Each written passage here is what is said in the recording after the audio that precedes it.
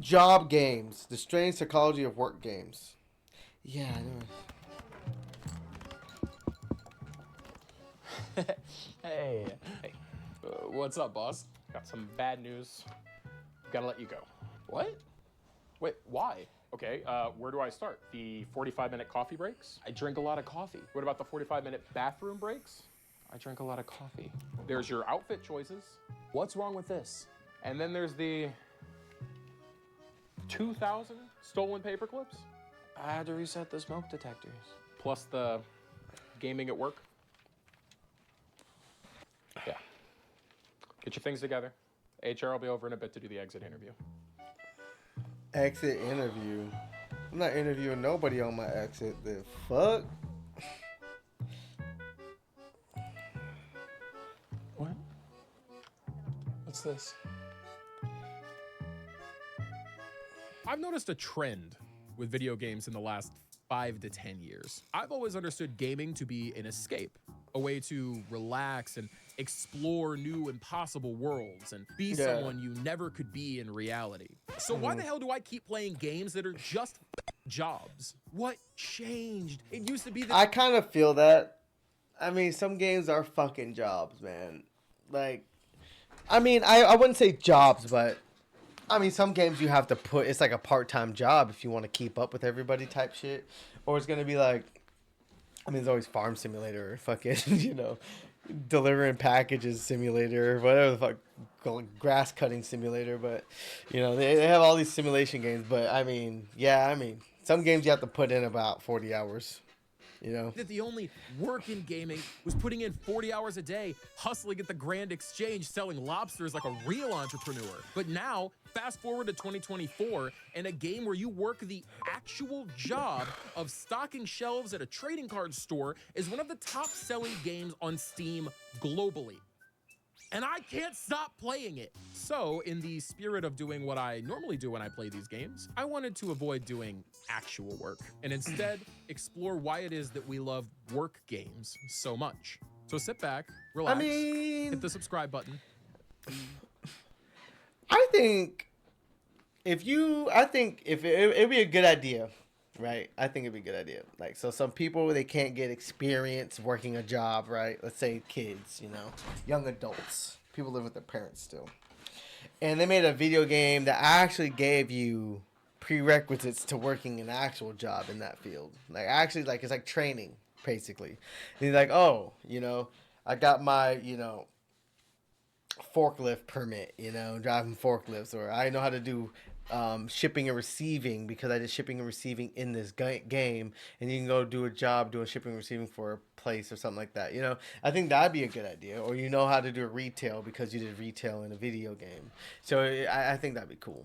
I mean, that'd work. But if it actually give you a legit certificate that was usable, like if Microsoft did that with their simulation games, you can take that and be like, I have these certificates.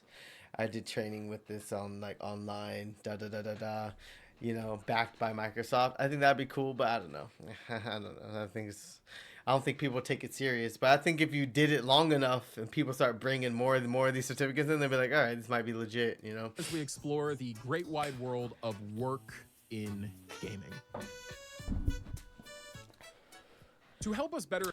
I was just thinking, sorry, I'm going to stop pausing, but I'm thinking like, because that's the number one thing people say, like, you need fucking 5 years experience or years of experience doing something. And it's like, if you just had somebody have experience doing something in a video game, then they could take that knowledge and know-how from a video game and apply it to real-world things. I think that'd be good. I don't know. I think that's where the future of gaming could go for a lot of these simulation games or these fucking work games. To explore this rather large genre of gaming, I've taken the liberty of coining smaller subgenres and breaking things down that way. We have productivity engines, satisfiers or brain ticklers, simulators, and real fake jobs. Together, these four categories make up what I like to call job games, an acronym for joy over productivity. Each subgenre, I feel, represents something about the psychology that goes into why these types of games have become so wildly popular, and why our escapism has led us nearly full circle back to the real world. So let's get started with We'll start with productivity engines because these are the genre of work games that I've probably lost the most time to. I couldn't tell you how many hours I've sunk into optimizing assembly lines and searching for new resource nodes in games like Satisfactory or Factorio, or just staring off into space, getting lost in my thoughts, listening to a podcast as the assembly lines just... I mean, I haven't started. I haven't started Satisfactory. My friend got it for me, but yeah, I don't know. It seems like a good game, but I don't know if I can really. I don't know if I want to sink hours of my time into something like that. just pass me by. My times If get you've more and never more played a valuable game the like older I this, let me get. give you a quick summary. Productivity engines, which is my own term, not an official one or anything, are games where the sole objective is to automate and optimize to make numbers bigger. You typically start with a simple resource, and your goal is to extract it in order to complete an objective. From there, you might learn how to refine that resource, which unlocks more complex features and more complex objectives, which then in turn pushes you to optimize and redesign your old setup so that you can get more complex resources for more complex features and more complex objectives. And that loop pretty much just goes on infinitely as the game gets more and more complex. It's kind of like computer programming, but as a video game. A good example of this in its most basic form is the game Shapes. Your goal in Shapes is to deliver the required shape to a hub in the middle of the play area via assembly lines. You start by extracting circles. From there, you unlock cutting and are asked to create semicircles. Then squares are unlocked, followed by half squares. You learn how to rotate shapes and then combine them, paint them, mix paint, stack shapes, and so on. Each step builds on the previous. And you Okay, people like him who play games like this, it'd be good for them to get into creating assembly lines and efficiency for assembly lines. I think that'd be probably great. spend more time reworking your old setups with new upgrades than anything else. Well, that or raging at the game when you don't have enough space to build what you actually want to. My other favorite productivity engine, Satisfactory, works similarly, but adds the twist of being a 3D exploration game with a map to explore and aliens to hunt and power to manage and coffee to sip and decorations to decorate with. But under the hood, it's the same idea. Automate to get bigger. So what makes games like this so fun? What draws us to becoming these spreadsheet mega dorks instead of slaying dragons and becoming space marines? These games are basically the equivalent of an industrial engineering desk job. Yeah, it and is. Yet they're insanely popular. Why is that? It really is an industrial engineering desk job. I mean, I think they're popular because it's just number get bigger. It's like it's the dopamine you get from being able to achieve something great at the end of it, I guess. Wanted to see the grand prize at the end of I've done the most efficient setup efficiency ever, best you could do. Well, for starters, they're basically the epitome of the whole carrot on a stick principle that drives game design. Pretty much any game that you play incentivizes you in some way. Unlockable gear, new cosmetics, progressing a story. Gaming's built around incentives. It scratches that dopamine itch in our brain that loves rewards. Productivity engine games put this on full display. There's always a number that you're watching slowly tick upwards. There's always a new upgrade that will make your setup more efficient, which is also a really sneaky incentive because you know this would be easier and less time consuming if you just play a little bit longer. And unlike idle games and auto clickers, you're actually an engaged part of this process. You can put in the legwork to make your setup better instead of being forced to wait for your upgrades. Beyond that, I think we as humans also have an inclination to organize and improve. Just think of that sensation you get to suddenly rearrange all the furniture in your living room and the satisfaction. Oh, I do that. I'm one of those people. There'll be just a day. It'll be sometimes the middle of the night, man. I'll just rearrange my whole bedroom. I rearranged this office once already. Everything was on that side of the room. I moved it to this side of the room. And then eventually, I'm going to get rid of a couch out there because I have 2 couches, but it doesn't even get used. I'm going to get rid of that couch because I don't have people over, so it's just pointless to have. Get rid of that couch. And then fucking put my desk out there so I can have my whole living room. You know what I'm saying? And so, I can actually have people over when I live stream and do IRL content and shit like that, But other than that, yeah. And because also, too, my daughter's going to have this room, too, eventually. When I get my custody situated, you know what I'm saying? But, yeah. Action that comes from doing so. That's not just a me thing, right?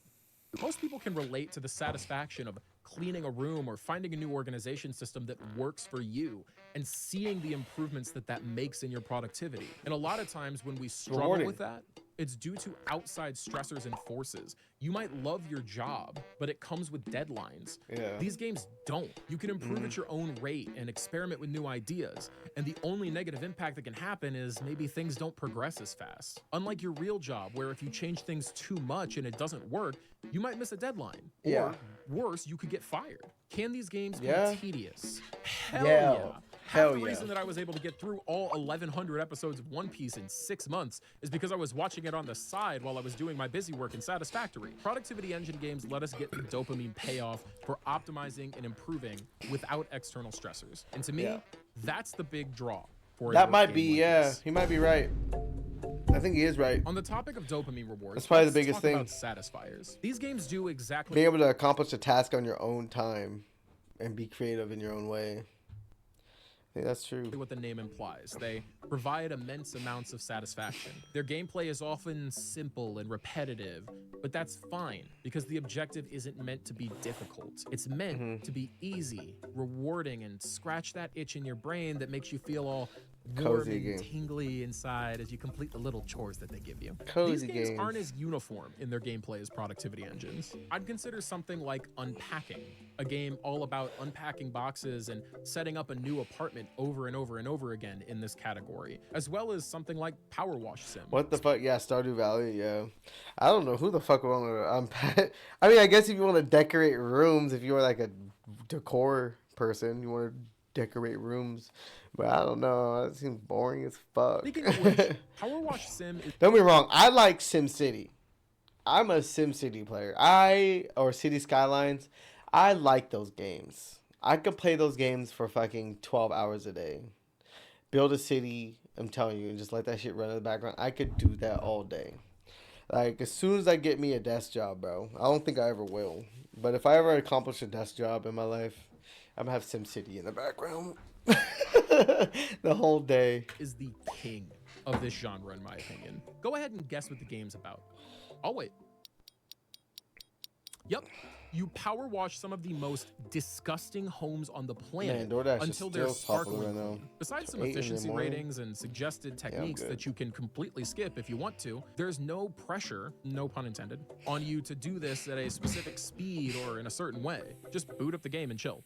These types of games, I think, really highlight the joy and satisfaction that we can find in menial tasks while still being productive. It's the same reason why some people find chores like folding clothes to be almost therapeutic, which I don't understand at all. Me neither. I have clean laundry on my couch right now in the living room. I took out of the washer. Took out of the dryer. And then I put more shit in the washer, dryer, and throw it right back on that same pile. When I need something, I go to my pile. And then eventually, when I'm like, have people come over, I put it all the way. Or I'm like, fuck it. I kind of want to sit on the couch. I'll put it all the way. But like, other than that, I'm sitting here or I'm sleeping in my bed or I'm outside of my house. And so like, that's just the difference. I don't know. I'm just one of those people. I just cleaned up behind my desk. I don't know if you remember, Libera, but I had a bunch of computer parts back here and now it's gone. I cleaned it up. This side of the room is a fucking pigsty, but behind my desk, the closet, I moved it all into the closet, really. That's what happened. You should see Let's Game It Out, not recommended to watch. That guy plays until he breaks the game. Okay, I'll look it up. I think those people are psychopaths. I live out of clothes baskets, baby. I'll check that out after this. Combine that with the benefits of video games like bright lights and cool sound effects, and remove the physical drawbacks of the real world like exhaustion or, say, getting super wet and dirty while power washing. And it's easy to see the draw of these types of games. Yeah.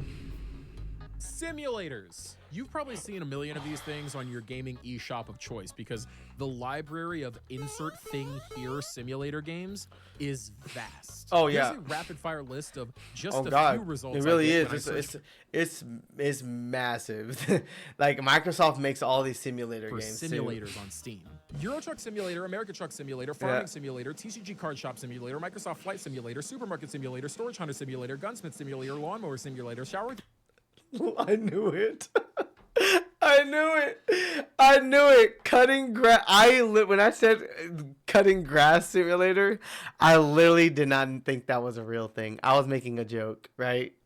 And then he says lawn mowing simulator. Oh my god, that's funny. And then the storage fucking, what is it? Hold on, what did he say? Let's American watch that Truck again. Simulator, Farming Simulator, Yeah. TCG Card Shop Simulator, Microsoft Flight Simulator, Supermarket Simulator, Storage Hunter Simulator. Storage Hunter Simulator. That's crazy. That's honestly crazy. I'm telling you, these simulator games should give you a legit certificate for job experience. For when you go apply to a job. I have this certificate from this simulator that gives me experience. I'm pretty sure that's how the Twin Towers got struck down, right? Is that they fucking played Flight Simulator over and over and over for hours to learn how to fly a fucking plane. And then they hijacked one and crashed into the Twin Towers. It's crazy. Like, I'm telling you, if those motherfuckers could do that shit, then these simulator games are actually pretty fucking accurate and useful. You can actually learn how to do shit. Gunsmith Simulator, Lawnmower Simulator, Shower with Your Dad Simulator, Construction Simulator. Shower with your dad simulator. What in the actual fuck is that? That's ridiculous, man. Gunsmith Simulator, Lawnmower Hold Simulator, on. Shower with Your Dad Shower with your dad simulator is crazy.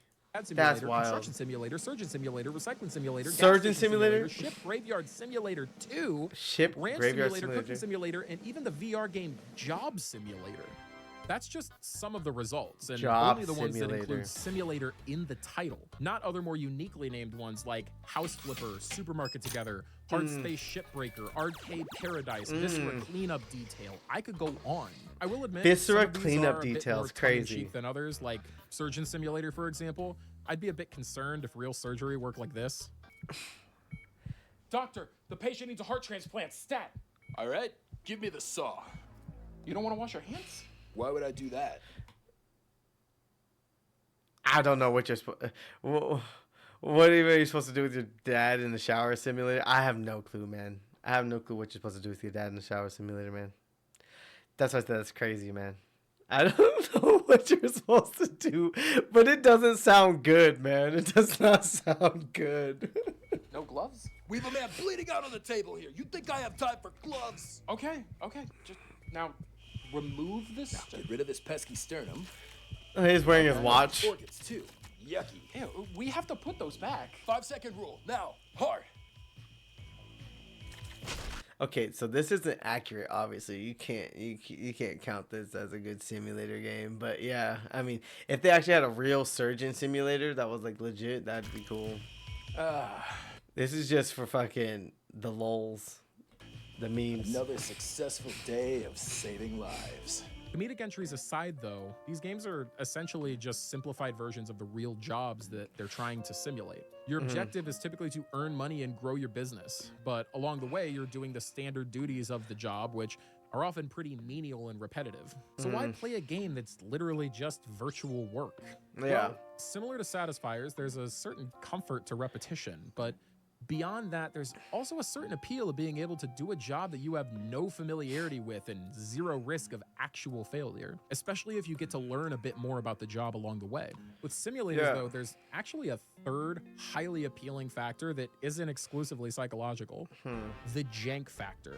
The Budget jank constraints, factor. scope issues, lack of QA, whatever the reason, many simulator games tend to feature some hilarious bugs and unintentional Of gameplay course. options that make them fantastic games to have a laugh. It's okay. It's okay. It's okay. Oh, it's yeah. okay. I've already fucked it up, so I might as well just move the whole truck.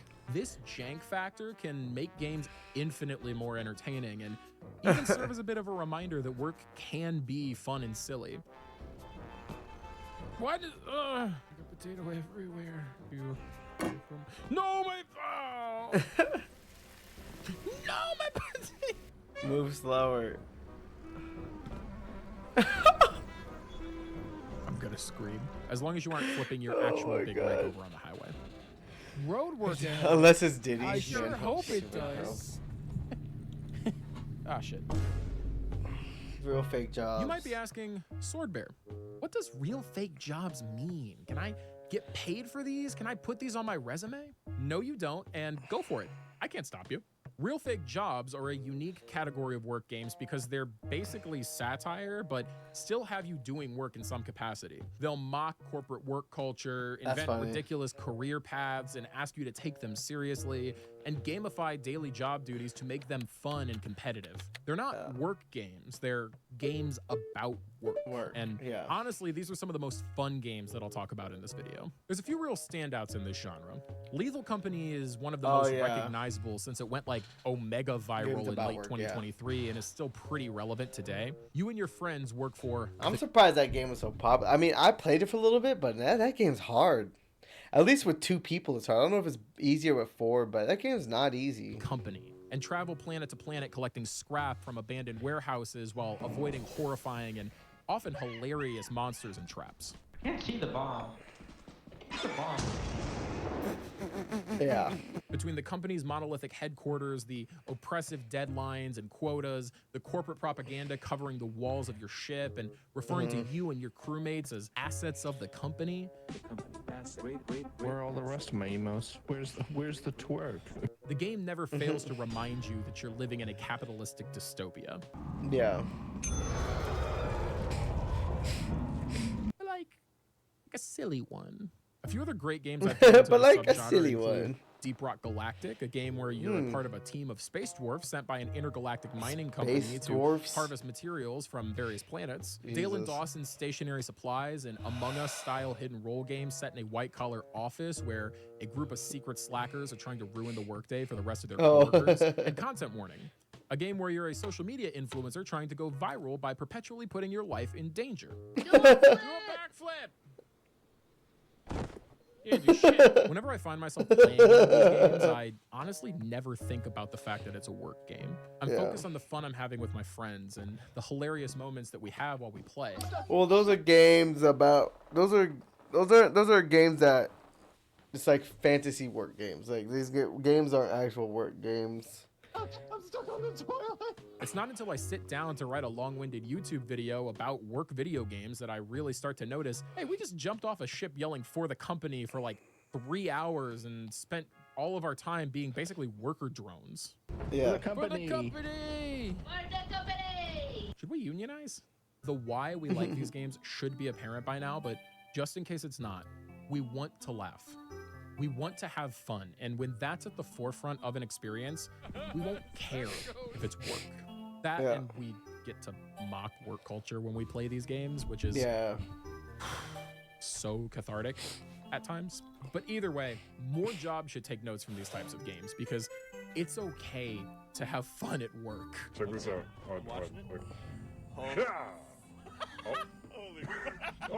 Sometimes. So, what takeaways do I have from this whole thing? Well, for starters, right? Meanwhile, AAA games, Skull and Bones. Yeah, I mean, these games don't take much of a budget, and people are having fun playing them, man. I don't know, the AAA bubble is bursting. They need to reel in those budgets because I think the scope of their games are too big or something. I have no clue. Like, those games are supposed to last a couple years, you know what I'm saying? AAA games. They're supposed to be making you money for years. You get the initial buyers, when the price drops initially, and then you do the holiday sale to get the last minute buyers. You know what I'm saying? And then it ends up in the $10 bin, and then those people buy it. But then everything's in the store, and they just keep the same prices forever until the store drops the prices to like, oh, it's on sale for $5, and they're like, oh, I'll buy it, and then they never play it. Games make us feel in control and productive. They give us something to chase without that risk of failure that comes from a real job.